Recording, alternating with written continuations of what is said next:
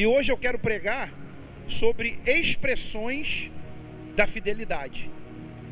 Quando eu digo expressões da fidelidade, eu vou trabalhar com você aqui, te ensinando quais são as características de quem é fiel. E dentro disso você vai perceber que há muitos benefícios dentro da fidelidade. Eu dei aula de batismo ali hoje, começamos a aula às 16h15, terminamos às 18 horas. Eu fiquei impactado com a turma que a gente vai batizar. Pessoas altamente tocadas por Deus. Porque é muito importante você aprender isso. Quando eu estou dando aula, quando eu estou ministrando, eu vejo a palavra entrar na vida da pessoa. Eu vejo o Espírito Santo trabalhar na vida da pessoa. E eu queria que você abrisse comigo em Lucas capítulo 16. Expressões da fidelidade. Do versículo 10, 11 e 12 apenas. Quem é fiel no pouco, também é fiel no muito. E quem é injusto no pouco, também é injusto no muito. Se, pois, não vos tornastes fiéis na aplicação das riquezas de origem injusta, quem vos confiará a verdadeira riqueza? Se não vos tornastes fiéis na aplicação do alheio, quem vos dará o que é vosso? Eu queria que você prestasse muita atenção no versículo 11. Se, pois, não vos tornaste fiéis na aplicação das riquezas de origem injusta, quem vos confiará a verdadeira riqueza? Versículo 12. Se não vos tornaste fiéis na aplicação do alheio, quem vos dará o que é vosso? A prosperidade é mais do que dinheiro, é mais do que acumular bens. A prosperidade verdadeira, ela atinge todas as áreas da sua vida. Todas as áreas que você possa imaginar, a prosperidade verdadeira, ela atinge na sua vida. Mas tem uma área que eu e você precisamos alcançar a prosperidade, que é a primeira prosperidade, e eu chamo ela de prosperidade genuína, que é a prosperidade do Espírito. Pastor, por que você está falando isso? Você está falando isso porque você deu aula para quem vai batizar? Também. Se você não tem a salvação, se você não tem Jesus na sua vida, você ainda não alcançou a prosperidade na sua plenitude. Eu queria que você prestasse muita atenção. Hoje aqui eu não vou rodar no Espírito, eu não vou sair desse lugar aqui, vou pregar aqui paradinho, para que essa palavra entre no seu espírito. Pastor, por que você está dizendo que a principal e a melhor prosperidade e a poderosa prosperidade é a do Espírito? Porque quem não tem Jesus, se pedirem a tua alma hoje, para onde tu vai?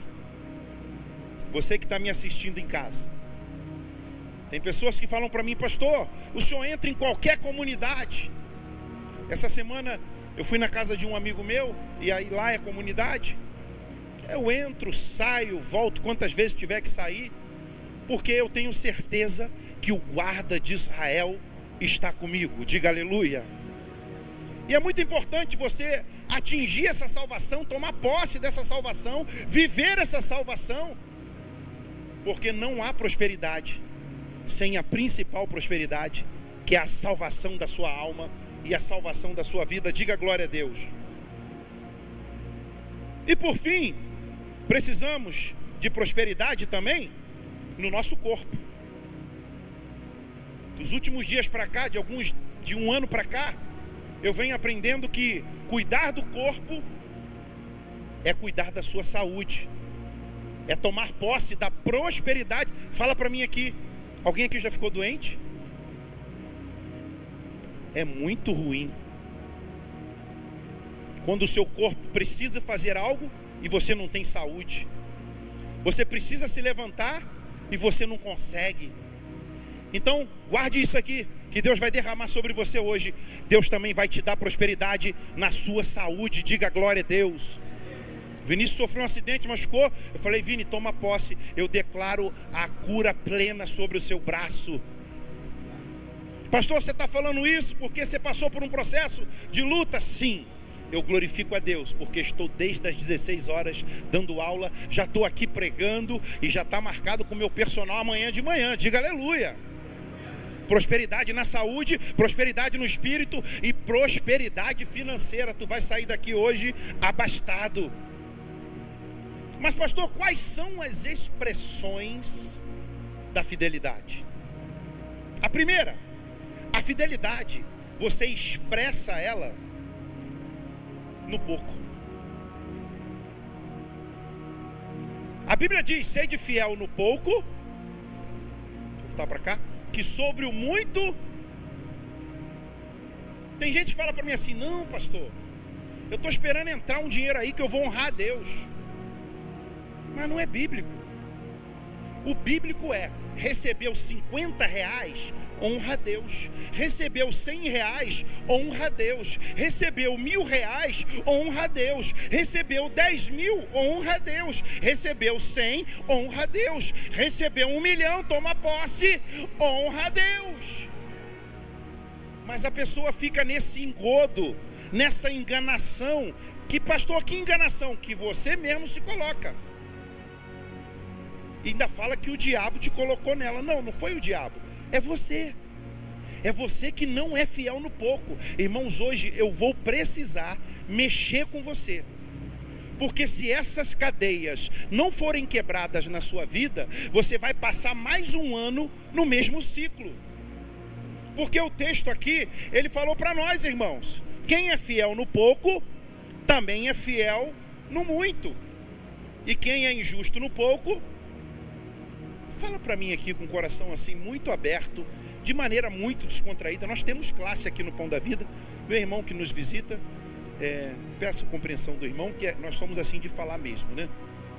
Você acha que a pessoa que não entrega no pouco, quando vier o muito ela vai dar? A fidelidade se expressa no pouco. Romanos capítulo 11, versículo 16. E se forem santas as primícias da massa, igualmente o será a sua totalidade. Se for santa a raiz, também os ramos o serão. É interessante isso. O que você acha que são as pequenas coisas? Por que você acha que a Bíblia está nos dizendo hoje, quem é fiel no pouco, sobre o muito será colocado? Mas para você, em que se aplica as pequenas coisas? Diferente do que muita gente acha, as pequenas coisas são as coisas desse mundo. O dinheiro, o carro, as coisas que você vai comprar. Se você fizer um paralelo com a grandeza de Deus, com a realeza de Deus, quando você coloca um do lado do outro, tudo isso é muito pequeno. O homem mata o outro aqui na terra por causa de dinheiro, por causa de poder, por causa de casa. Ele acha que é dono da comunidade, se intitula coronel daquilo tudo e morre em fração de segundos e fica tudo aí para a viúva. Fala para mim se tem riqueza nisso. Agora olhe para mim aqui, Deus olha para você, Deus olha para mim e fala: eis que vos dou poder, eis que vos dou autoridade. Que autoridade é essa? Muita gente que acha que é só de expulsar demônio.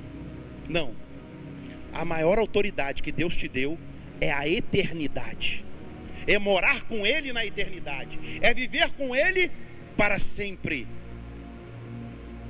E muitas das pessoas não sabem, né? Muita gente não sabe que as coisas desse mundo são chamadas na Bíblia de origem injusta. O dinheiro que passa pela sua mão é de origem injusta. Que é isso, pastor? Eu vou te provar. Tem alguém aqui que já no seu trabalho recebe para fazer, para trabalhar de tanta a tantas horas?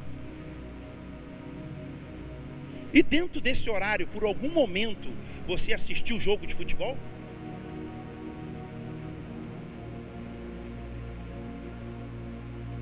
Ninguém? Essa igreja está pronta para ser arrebatada. Só tem santo. Alguém aqui dentro do seu horário de trabalho ficou no WhatsApp tratando de coisas pessoais que não são daquela empresa em que você trabalha?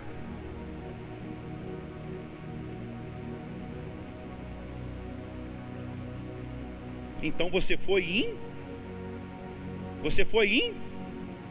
injusto.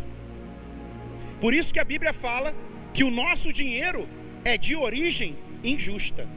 Por isso que um dos motivos que Deus criou o dízimo é que quando você pega 10% e santifica, a massa toda é santificada. O dízimo, ele tem várias funções. Ele abre a janela do céu, ele derrama sobre vós uma bênção tal, que dela vos advém a maior abastança.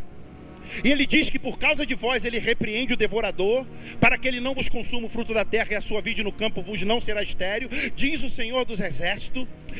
O dízimo é para que todas as nações olhem para você e chame você de bem-aventurado, porque você é uma terra deleitosa. Não sou eu que diz, é o Senhor dos Exércitos. Mas o dízimo também é para santificar todo o dinheiro que vai para sua mão, porque você não sabe, a nota de 100 que está no meu bolso aqui, ela pode ter sido ontem injetada e saído de um prostíbulo. A nota de 100 que está no seu bolso, ela pode ter saído de uma boca de fumo. O menino foi lá na padaria, comprou o pão, alimentou todo mundo lá da boca. O dinheiro, você foi na padaria, o troco foi dado para você, com dinheiro que saiu de um lugar e de origem injusta. Então eu estou aqui tentando te explicar que a sua prioridade, o que eu e você temos que aprender e não podemos abrir mão é: a verdadeira riqueza está na unção e na sabedoria. A verdadeira riqueza está nas coisas que vêm do alto. O pensamento comum, sabe qual é? Se formos fiéis nas coisas espirituais, o Senhor nos dará as coisas de prosperidade. Sim. Sede fiel no pouco, sobre o muito sede fiel principalmente nas coisas espirituais. Mas como você vai ser fiel nas coisas espirituais, se nem no pouco você consegue ser? Como eu serei fiel nas coisas espirituais, se no que não é principal, para muitos, pode até ser. Tem sentido falar que é para alguns? Tem. Mas eu quero que você preste bem atenção. Se você me servir bem, e eu te confiarei o dinheiro, mas ele disse, se você for confiável ao lidar com dinheiro, eu te confiarei a verdadeira riqueza. Você sabe por que muita gente não prospera? Porque quando ela lida com dinheiro, ela falha. E a verdadeira riqueza, aprende, irmãos, é a que vem de Deus. Tem gente que, eu fico às vezes olhando umas coisas, eu falo, gente, era só uma palavra de sabedoria. Sabe o que você precisa no seu casamento? Uma palavra de sabedoria. Sabe o que você precisa no seu trabalho? Uma palavra de sabedoria. Sabe o que você precisa no seu dia a dia? Uma palavra de sabedoria. Mas vamos para exemplo de gente na Bíblia? Eu queria falar um pouquinho de Salomão. Irmão, Salomão, ele tinha aproximadamente 20 anos quando Deus aparece para ele. E eu fico pensando assim, rapaz, Salomão podia pedir o quê? qualquer coisa. Salomão tinha um reinado que ele tinha herdado do seu pai. Salomão tinha muito recurso, já tinha sido criado no palácio. Salomão já tinha comido as melhores comidas. Mas sabe que Salomão poderia ser um camarada igual eu e você, que sempre almeja mais? Olha que bacana, Lucas. E Salomão chega diante de Deus numa grande oportunidade e ele pede sabedoria. Só que tem um detalhe, muita gente não se liga no capítulo 14. Vamos botar aqui Gênesis 15, versículo 1. Depois desses acontecimentos, veio a palavra do Senhor a Abraão numa visão e disse: não temas. Perdão, eu estou falando de Abraão. Eu troquei aqui. Não, volta. Perdão, 2 Crônicas, capítulo 1. Deixa eu me encontrar aqui. Beleza, encontrei. Tem um detalhe aqui muito importante. Antes de Salomão receber de Deus essa sabedoria, ele deu uma oferta de 1000 cabeças de gado. Isso, volta para aí. Eu pulei para Abraão e usei o texto de Abraão. Antes de que esse processo de Deus dar sabedoria para ele, ele deu uma oferta de 1000 cabeças de gado. Quando você mostra para Deus que você consegue ser fiel nas coisas injustas desse mundo, você está dizendo para Deus que você está pronto para receber sabedoria que vem do alto. Mas por quê, pastor? Porque não há nada, como eu te disse aqui ainda há pouco, neste planeta que se compare com as riquezas que Deus tem para você na sua eternidade, no céu e na revelação da sua palavra. Você crê no que eu estou te falando aqui? Salomão recebeu a sabedoria depois de receber uma fazenda, depois de entregar para Deus uma fazenda inteira. Irmão, eu não sei você, mas você pegar uma fazenda com 1000 cabeças de boi e dar de oferta, você está dizendo para Deus assim, ó: o meu coração é generoso e ele é 100% voltado para a tua obra. Porque eu não sei se você sabia, nesse tempo aqui existiam alguns tipos de oferta. Quem era humilde dava uma pombinha. Quem tinha uma situação um pouco melhor dava uma ovelha. E quem tinha dinheiro dava um boi. Salomão, ele dá 1000 cabeças de boi para a oferta de Deus. E depois disso, Deus pergunta para ele: o que tu quer? Aí ele pediu sabedoria. Olha para o seu irmão e fala: peça para Deus sabedoria. Você sabe por que eu pedi para você repetir isso? Porque uma gota de sabedoria em determinada área da sua vida pode mudar a sua história e a história da sua família. Por que muitos casais têm problema? Porque falta sabedoria.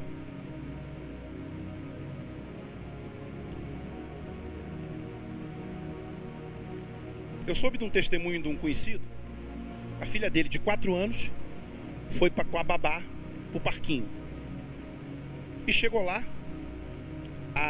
tinha um outro casal com uma outra criancinha de 5 anos. A filha desse conhecido pegou a menininha que estava lá e beliscou. E aí, aquele casal falando para a babá dele ouvir: se essa criança fosse um pouquinho maior, eu dava uma coça nela. E a babá ouvindo aquilo tudo. Uma criança de 4 anos que beliscou a outra. E isso chegou no ouvido dessa pessoa. E essa pessoa, junto com a esposa, quando soube disso, ficou indignado, ficou perplexo. Como uma pessoa fala que vai dar uma coça na minha filha? Só que essa pessoa que foi afrontada, porque quando afronta o filho, afronta o pai, Ele ficou nervoso na hora, mas ele lembrou da sabedoria, da verdadeira sabedoria. A esposa dele ficou indignada, ele pegou na mão da esposa e falou: amor, vamos aplicar o que a gente tem aprendido na sabedoria de Deus. O que, amor? Vamos orar por esse casal.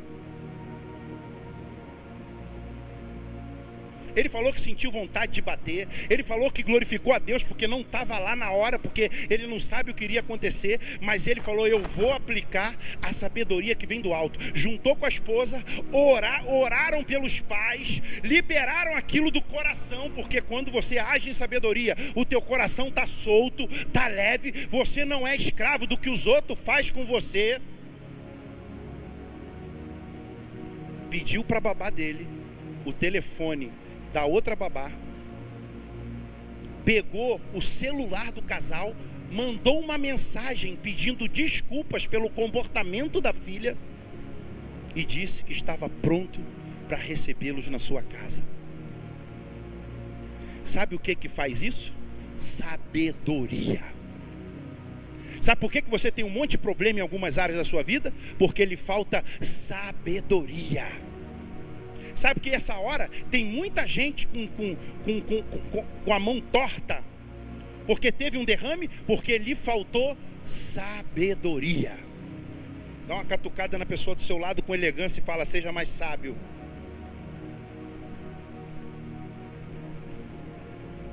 O segundo exemplo que eu tenho aqui é o exemplo de Abraão. Agora sim, Gênesis capítulo 15, versículo 1. Irmão, estou dizendo que tu deve e pode ser fiel no pouco, que sobre o muito Deus vai te colocar. Esse muito são a sabedoria de Deus, as coisas de Deus, as coisas que vêm do alto. Gênesis capítulo 15, versículo 1. Depois destes acontecimentos, veio a palavra do Senhor a Abrão numa visão e disse: não temas, Abrão, eu sou o teu escudo, o teu galardão será sobremodo grande ou grandioso em algumas versões.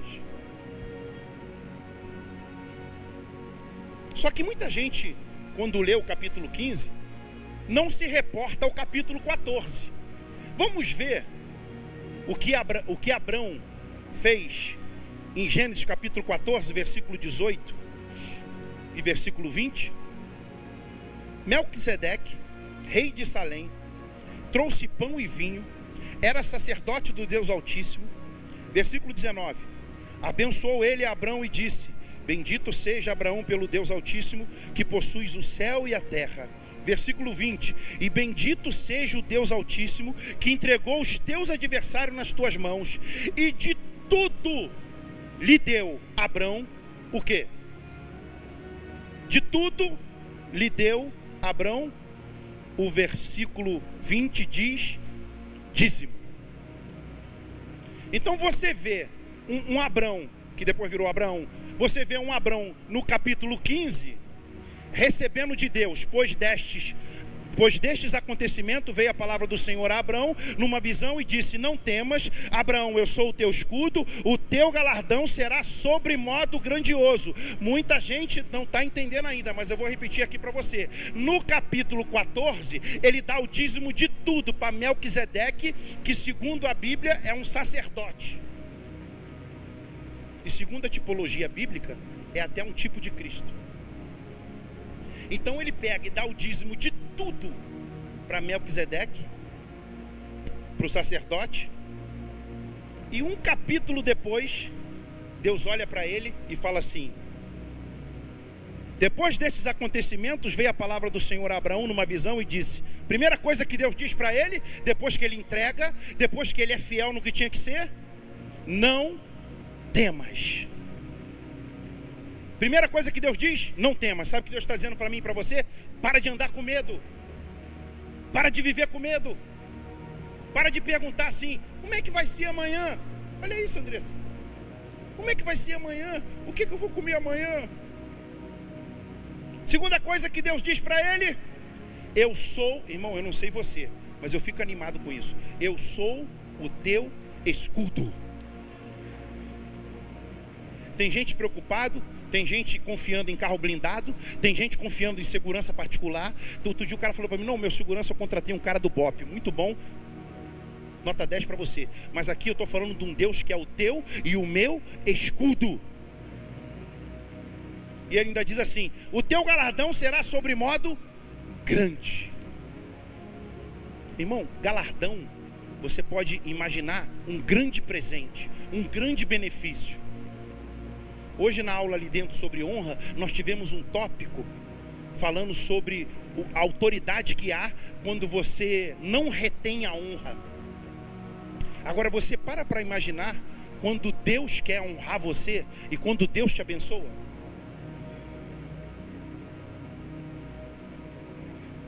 Porque eu falei para eles ali no batismo hoje: vão se acostumando. Se você tinha uma vida de derrota, agora você vai ter uma vida de vitória. Se você tinha uma vida que o benefício não chegava até você, agora você vai ser favorecido. Pessoas vão encontrar com você na rua, vão querer te abençoar. Você crê nisso, irmão? Não, pastor, mas eu vim de uma família que ninguém abençoa ninguém. O quadro mudou, irmão. Agora você é da família de Cristo. Agora você tem o sangue do Cordeiro sobre a tua vida. Uma amiga minha saiu da feitiçaria e o pessoal que era envolvido com ela na feitiçaria fica para ela assim: eles vão acabar com a tua raça. Sabe o que eu falo para ela? Eles não podem encostar em um fio de cabelo da sua cabeça. Pastor, mas eles estão dizendo que os demônios vão acabar com a minha raça. Sabe o que eu estou dizendo para eles? Eles vão ter que montar uma plateia para aplaudir de pé o Deus que você serve e o tamanho da tua vitória. Que isso, pastor? Segunda expressão: a fidelidade se expressa no alheio. Qual é a expressão de quem é fiel a Deus? De quem é fiel às grandezas de Deus? Quando eu lido com você com fidelidade, com honra, quando eu cuido de você. Porque de que adianta eu falar para você que sou de Deus e na hora do alheio, Guim, eu falo: deixa esse menino para lá, que se arrebente. Pastor, mas aonde está o alheio? Que alheio bonito aqui, ó. Eu gosto dele, é bonitinho, né? Olha pro seu lado aí. Olha aí que alheio bonito.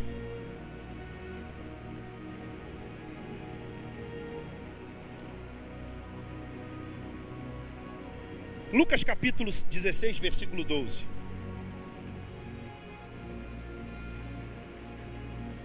Você sabe que eu nunca tinha parado para meditar nesse versículo?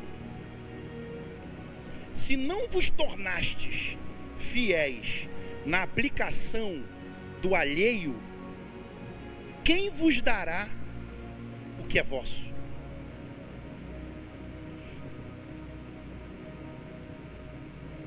Pastor, e como é que a gente aprende? Com quem a gente aprende em aplicar o alheio? José.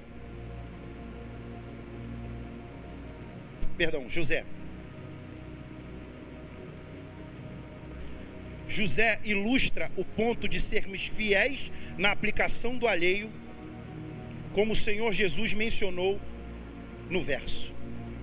Vou falar um pouquinho de José aqui. Você algum dia parou para analisar a vida de José? Algum dia tu parou para fazer isso? José um dia contou os sonhos para o irmão, para vários irmãos. Aí os camaradas foram e venderam ele como escravo. A Bíblia diz que foi jogado num poço, numa cisterna. Passou uma comitiva, comprou ele, levou ele. Presta atenção.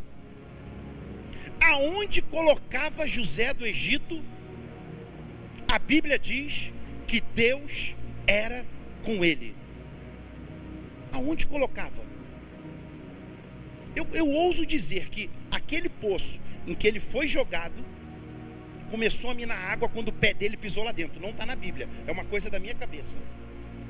Pastor, baseado em quê? Porque Josué capítulo 1 diz que aonde pisar a planta do vosso pé, o solo vos será dado. Não está na Bíblia, nenhum comentarista fala isso. Isso é uma coisa minha com Deus. Eu creio que quando jogaram José naquela cisterna, ele falou: ih, rapaz, está cheio de lama. Começou a minar água. Eu quero declarar, irmãos, aonde pisar a planta do teu pé, o que tiver seco vai ganhar vida. Se tiver sem água, vai ter água. Toma posse, irmão. Acredita no que eu estou te falando. Uma coisa que você talvez não parou para pensar: o Egito se tornou a nação mais rica por causa de José. Faraó ficou mais rico por causa de José. E eu quero te trazer uma reflexão, você que não é patrão. Em nenhum momento eu vejo na Bíblia José agindo que não seja de maneira de honrar o alheio. Depois tu estuda capítulos e mais capítulos, fala tudo e te ensina como ele faz. Foi para a padaria, foi campeão. Se tivesse um depósito de alguma coisa, botava José, ele era campeão. Passou pela casa de Potifar, campeão. O cara era tão campeão que a mulher de Potifar queria ele. Até que um dia ele chega na presença de Faraó. Às vezes você está num local, lá numa oficina, tu acha que ninguém está te vendo. Às vezes tu está numa salinha, tu acha que ninguém está te vendo, que a tua função é até irrelevante perante os teus superiores. Mas eu tenho uma palavra para você: o mesmo Deus que estava vendo José do Egito está vendo você. Faz o teu melhor, dá o teu melhor. Mas se o patrão não valorizar, se o meu superior não valorizar, o teu Deus te retribuirá em glória.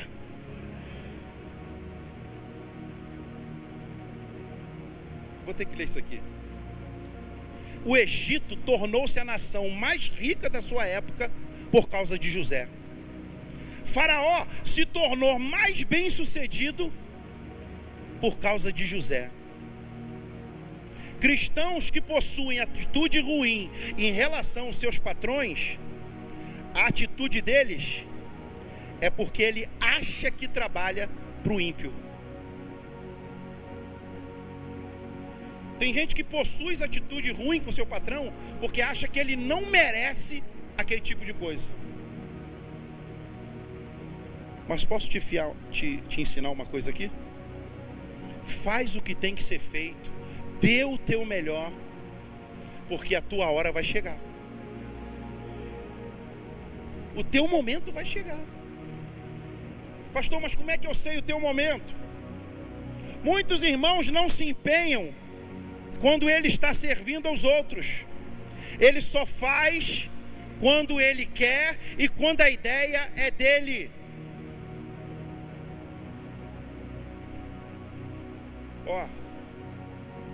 Você sabia que o número de líderes poderia ser 100 vezes maior? Sabe por que muita gente ainda não se apresentou para trabalhar na obra de Deus?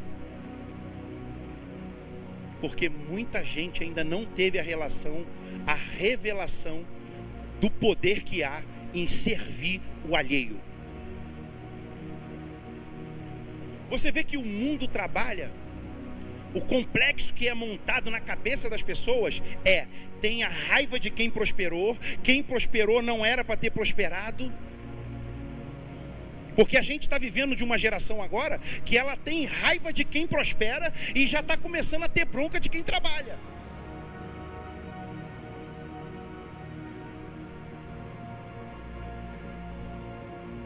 Segundo os estudiosos, é uma geração que vai ter que ser muito trabalhada, porque são quase 30 anos com essa ideologia de destruição de pensamento. Mas talvez você ainda não tenha pego o fio da meada. Talvez a chave ainda não tenha sido virada na sua cabeça. Porque quando você se comporta de maneira contrária ao que eu estou te ensinando, você deixa de semear. E quando você não semeia, você não tem o que colher.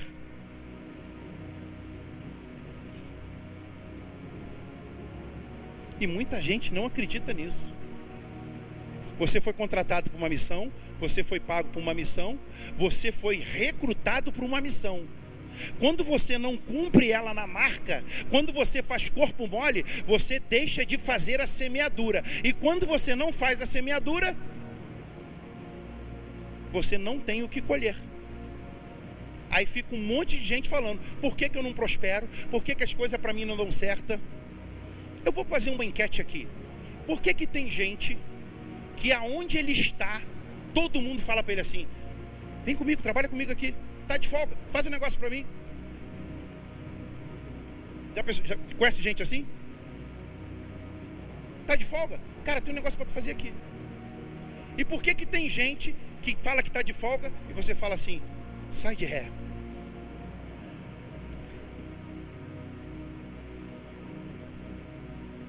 Porque não semeia no alheio. Não adianta, a pessoa não entende isso. Um tem fila para ele fazer trabalho, o outro fica em casa dias e dias e não consegue.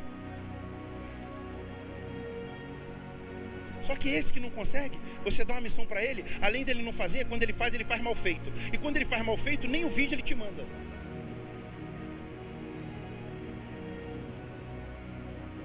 E o que tem fila para ele? Ele fala: já cheguei. Aí mande o vídeo do pé dele. Eu falo: para que esse vídeo? Josué capítulo 1. Já provei para o senhor que eu pisei na terra, vou tomar posse. Vai tomar posse como? Eu vou servir. Aí dá a primeira mão na parada, manda o vídeo, já dei a primeira mão, como é que vai ficar bonito? Eu falo: cara, esse cara é diferente, hein? Inventa. Tira os parafusos do motor, tu dá as costas e fala: já tirei todos, já baixei o motor, já tá, como o nome sobe? É macaco? É elevador, já tá no elevador. Ah, o ruim, tirou os parafusos? Não consegui, tá muito apertado.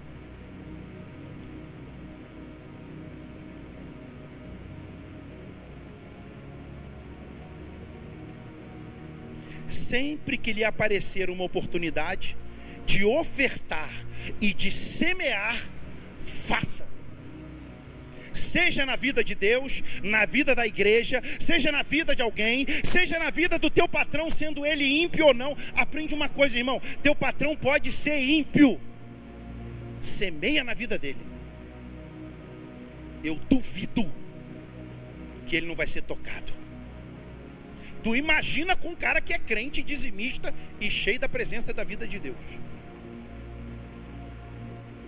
Pastor, meu patrão é ímpio, não me valoriza, não me dá nem bom dia, só falta cuspir em mim. Honra ele.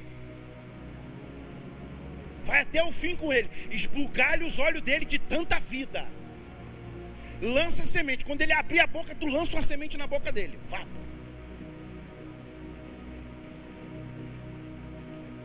Sabe qual é o nosso problema? Ele é ímpio, eu vou agir igual a ele.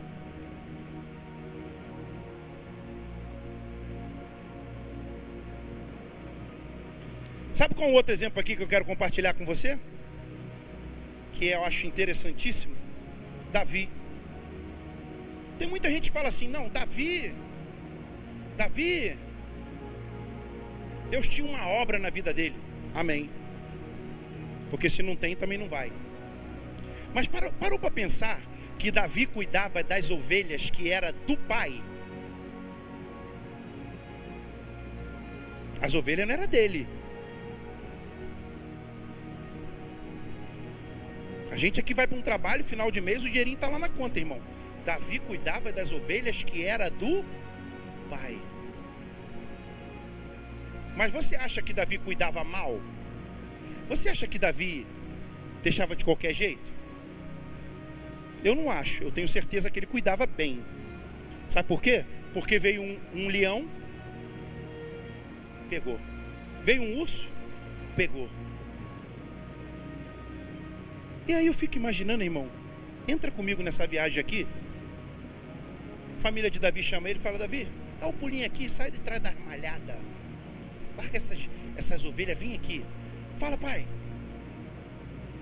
teus irmãos estão lá no exército E a guerra está travada, porque tem um gigante lá que está esculachando há mais de 30 dias todos os hebreus. E o que eu tenho que fazer, pai? Leve esse sanduíche aqui e esse lanche para eles. Eu falo, porra, pronto para a guerra.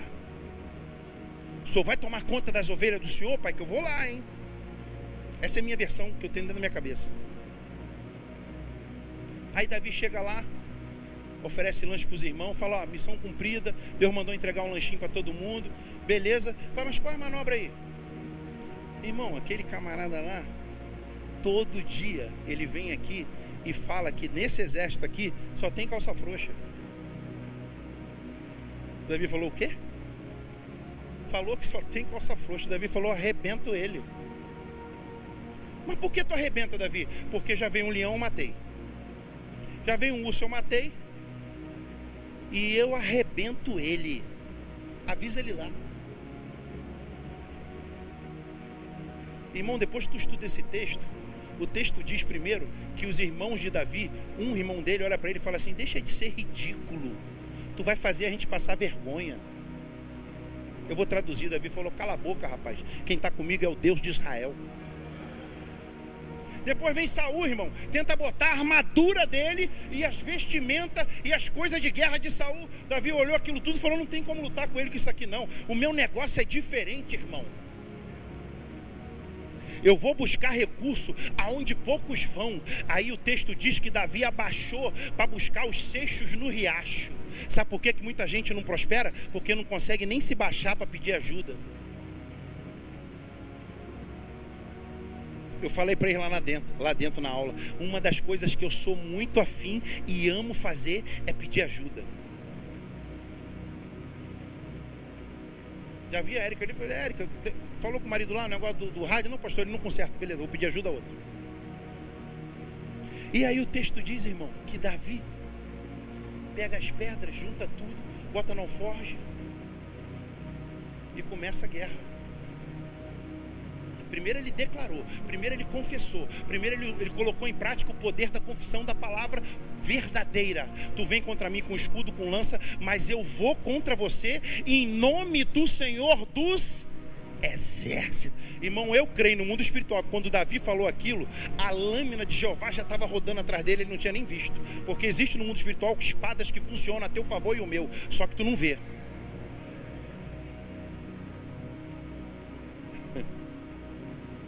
Eu trabalhava com um cara que teve um dia que ele ficou meio oprimido, e essa opressão atacou ele de um jeito, e eu falo isso para a glória de Deus. Ele foi sentar na minha cadeira.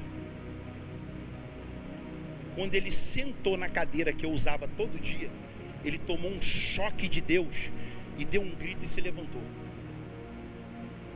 Você não percebe, mas o local que você senta tem unção, a roupa que você usa tem unção, a palavra que sai da tua boca tem unção. Quando você é usado por Deus, existe unção. Quando você está trabalhando no encontro, tem unção. Tudo isso tem unção. Terceiro e último ponto. Estou no meu tempo. A fidelidade se expressa com alegria.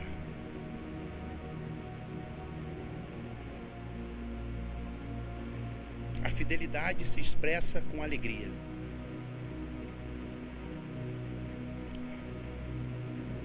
Como é que você chega na igreja? Tem que ir.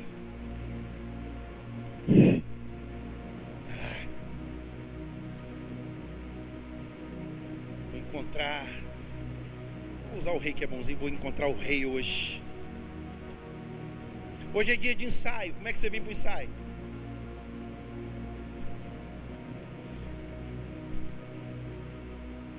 Rebeca está lá. Ai. Ou você vem assim. Hoje é dia de quê? Ensaio do teatro. Teatro, glória a Deus. Getúlio, meu líder preferido. Hoje é dia de ensaio do louvor. Eita, Deus poderoso. Vou tocar junto com Lucas. Igual vi hoje, o Lucas falando a letra e o César no baixo pulando. Como é que você vai trabalhar no encontro com Deus? Meu Deus, está chegando o encontro. Odeio lavar banheiro.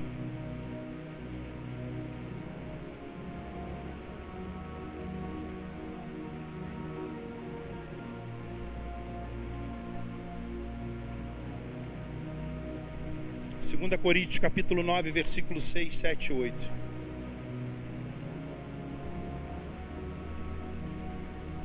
Se não tiver alegria, não flui. E isto afirmo: aquele que semeia pouco, pouco também ceifará. O que semeia com fartura, com abundância também ceifará.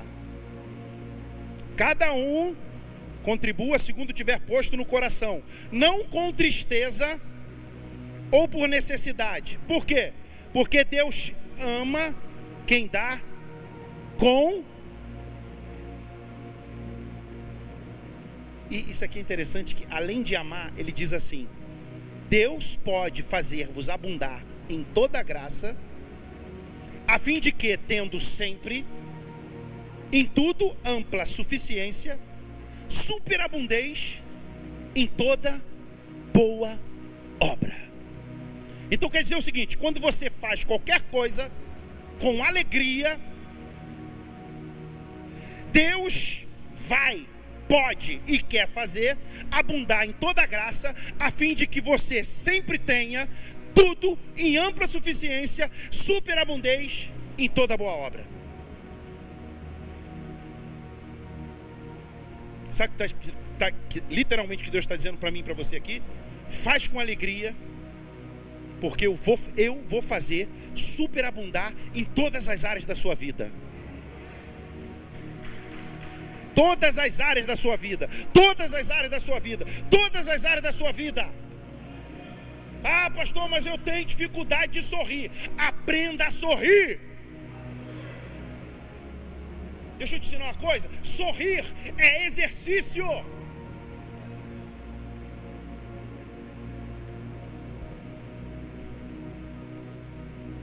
Pastor, que é isso? Irmão, rapaz, o sorriso, o coração alegre formoseia o quê? Até porque, irmão, deixa eu te ensinar uma coisa: vai ter horas que tu vai ter que sorrir, gostando ou não.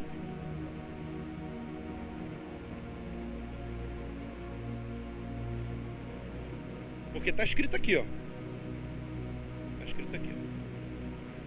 E isto afirma: aquele que semeia pouco também ceifa pouco, o que semeia com fartura, com abundância também ceifará. Cada um contribua segundo tiver posto no coração, não com tristeza ou por necessidade, porque Deus ama quem dá com alegria. E sabe uma das coisas que eu aprendi que tem me feito sorrir? Contentamento, gratidão. Irmão, quando a gente veio para esse prédio, eu fui afrontado por uma coisa muito ruim: falta de contentamento. É porque você olha e fala: pô, não tem ar-condicionado.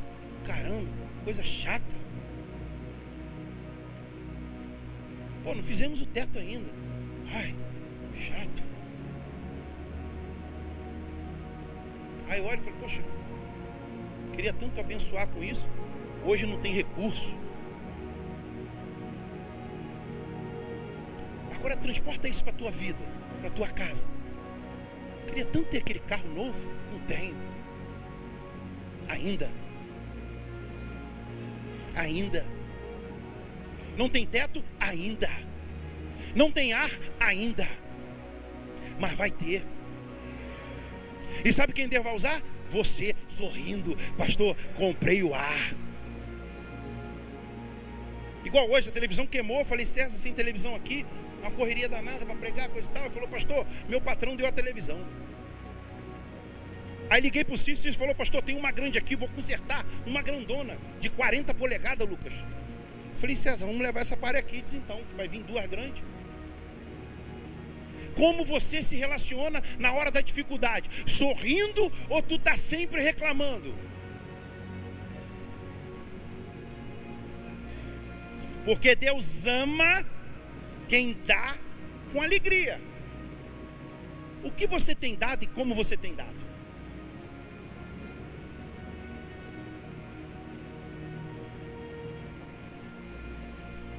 Deixa eu te ensinar uma coisa. Não basta apenas dar. Pega, César. É preciso que seja dado, Ana, com alegria. Tem pessoas que têm prazer quando oferta qualquer coisa. Tem pessoas que faz por temor do devorador. Tem pessoas que têm prazer em ajudar em qualquer departamento na igreja. Tem pessoas que faz porque senão o pastor Alexandre é chato.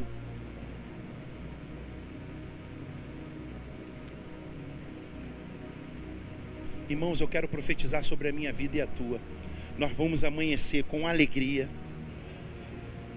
Se tu vai entrar na tua Mercedes, tu vai entrar com alegria. Se tu vai entrar no BRT, tu vai entrar com alegria. Se tu vai entrar na tua bicicleta, tu vai sentar nela com alegria. Esses dias eu saí da igreja aqui, aí fui levar o Renatinho, o John saiu daqui de bicicleta. Aí quando chegou no meio do caminho, eu falei, cara, é longe. Aí eu falei, pô, tadinho do John. Eu falei, vou deixar o Renatinho e vou voltar para pegar o John. Quando eu olhei o John vinha cantando um louvor com tanta alegria que eu fiquei com vergonha de dar carona para ele. Sem pilha, João. Aquele dia que eu passei por você, tu falou, fala meu pastor. Tu não falou isso? Eu falei, cara, ele está muito ativado, eu vou quebrar a unção dele. E já estava pertinho. Mas aquele dia eu estava voltando para te buscar, para botar a bicicleta na caçamba. A alegria dele me trouxe paz e me deixou prosseguir. Lucas, pega, nunca perca a tua alegria. Victor, pega, nunca perca a tua alegria. Aloysio, pega, igreja, pega, nunca perca a tua alegria. Porque a alegria, ela causa altos impactos. Preste atenção, irmão. A palavra alegria no grego é mais do que alegria. Não sabia. A palavra alegria no grego é algo contagiante. É tipo assim, quando eu chego tão ativado, com tanta felicidade, que quando você olha para mim, você fala, rapaz, esse irmão está bem.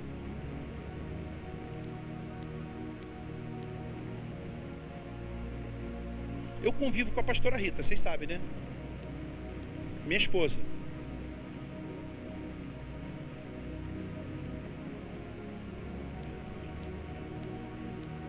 Não tem um dia que eu acorde do lado da Rita que ela não vá para as funções dela com alegria.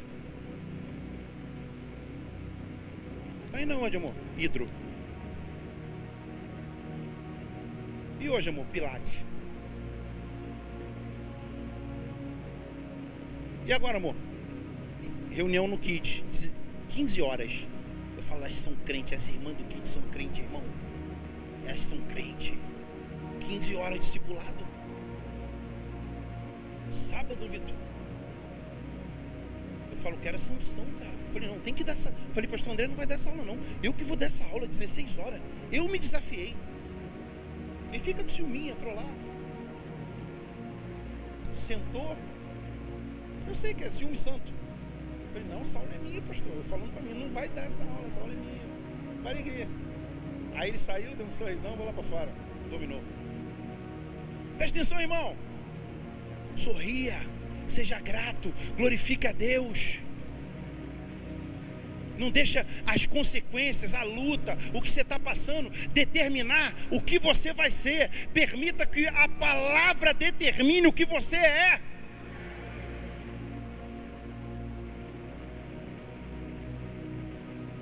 Salmo 35, versículo 27.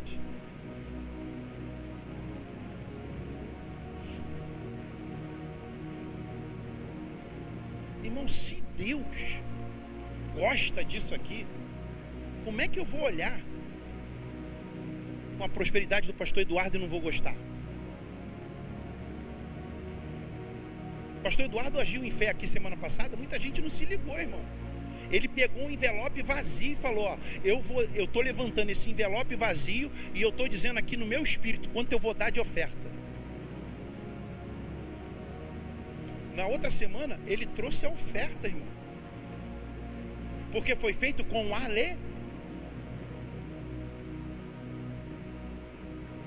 cantem de júbilo. Olha só, cantem de júbilo, ou seja, com alegria, e se alegre os que têm prazer na minha, e digam sempre, glorificado seja o Senhor, que se comprais na prosperidade de quem? Você sabe o que quer dizer se comprais? Aquele que tem grande prazer. Vou traduzir para você. A sua prosperidade, quando Deus olha para ela, Ele fala, gosto muito. E solta fogos. Se lá no céu tem fogos, eu creio. E faz festa. Está escrito aqui, ó. Cantem de júbilo e se alegrem os que têm prazer na minha retidão. Você tem prazer na retidão de Deus? Você tem prazer na palavra de Deus? Você tem prazer nas coisas de Deus? Então canta de júbilo, glorifica, exalta o nome dEle, agradece a Ele. E digam